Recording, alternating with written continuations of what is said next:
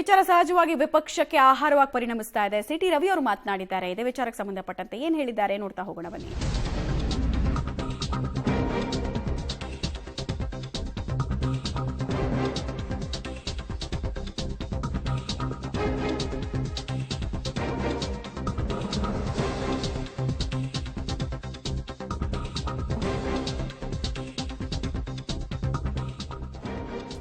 ಧಾರವಾಡದ ಎಎಸ್ಪಿ ಬರಮಣ್ಣಿ ಸ್ವಯಂ ನಿವೃತ್ತಿ ನಿರ್ಧಾರಕ್ಕೆ ಸಂಬಂಧಪಟ್ಟಂತೆ ಸಿಎಂ ವಿರುದ್ಧ ಬಿಜೆಪಿ ನಾಯಕ ಸಿಟಿ ರವಿ ಆಕ್ರೋಶವನ್ನು ವ್ಯಕ್ತಪಡಿಸಿದ್ದಾರೆ. ಎಂಎಲ್ಸಿ ಅವರು ಇನ್ನಷ್ಟು ಅಧಿಕಾರಿಗಳು ನಿಮ್ಮ ದಾಷ್ಟ್ಯಕ್ಕೆ ಬಲಿಯಾಗಬೇಕು.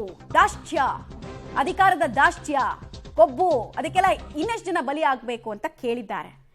ಸಿಟಿ ರವಿಯವರ ಪೋಸ್ಟ್ನಲ್ಲಿ ಸರ್ಕಾರದ ವಿರುದ್ಧ ಆಕ್ರೋಶವನ್ನ ಕೂಡ ವ್ಯಕ್ತಪಡಿಸ್ತಾ ಇದ್ದಾರೆ. ಎಲ್ರಿಗೂ ಇರೋ ಪ್ರಶ್ನೆ ಇದೆ, ಅಧಿಕಾರಿಗಳಂದ್ರೆ ನಿಮ್ ಜೀತಕ್ಕಿರೋರಲ್ಲ, ನಿಮ್ ಗುಲಾಮಗಿರಿ ಮಾಡ್ಕೊಂಡಿರೋರಲ್ಲ. ಅವ್ರನ್ನ ಹೆಂಗ್ ನಡ್ಸ್ಕೊಳ್ಬೇಕು, ಹೆಂಗ್ ಮಾತಾಡ್ಬೇಕು.